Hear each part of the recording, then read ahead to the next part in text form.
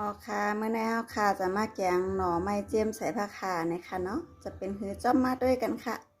หนองไข่ปุดใหญ่แปดอินนะคะเนาะเฮามันมีซอยหนอมันทางไหอินนะคะคือหนองบางลงทางกว่าในนะคะเนาะ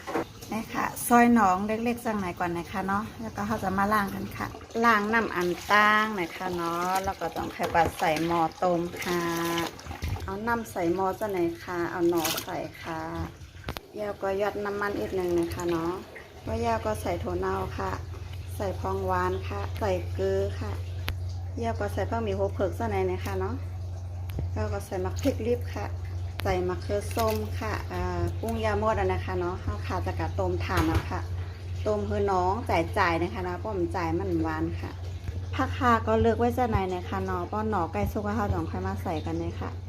นี่ค่ะเขาก็มาต้มเตาถ่านนะคะเนาะต้มแก๊สมันเปิงน่ะนะคะใครกินหน่อไม่หวานเนี่ยก็ลงทุนอีกหนึ่งเลยค่ะเนาะต้มถ่านเอาค่ะ4-5 ชั่วโมงก็ต้มกว่าค่ะมาต้วยแกงหน่อไม่เจ้มกันค่ะมันคือค่ะรูปร่างหน้าตาเป็นเจ้าไหนคะเนาะอันนี้ก็ไข่ซุกเอานะคะเนาะต้มกว่า2-3 ชั่วโมงเอานะคะเขาค่ะจะมาใส่ผ้าห่ากันค่ะใส่ผักคาค่ะสุกเย้าใครกินหน่อไม่หวานไต้เนี่ยก็ใจเย็นๆนะคะเนาะต้มถ่านมีเอาค่ะนะคะใส่ผ้าห่าก็พุ่นไปพุ่นเนยนะคะเนาะนี่ค่ะ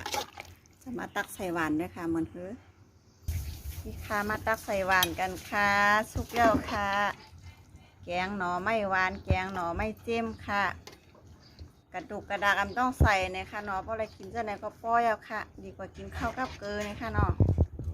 นี่ค่ะรูปร่างหน้าตาเป็นจังหือพองค่ะตักใส่หวานแล้วค่ะหนูกินกุ้ยเอาค่ะแกงหน่อไม่ใส่ผ้าห่าแน่ๆถ้าจะมอกันมั่วแล้วนะคะเนาะเพราะมันหยาบนะคะเนาะกันนายกุ้ยก่อนค่ะเหมือนในค่ะ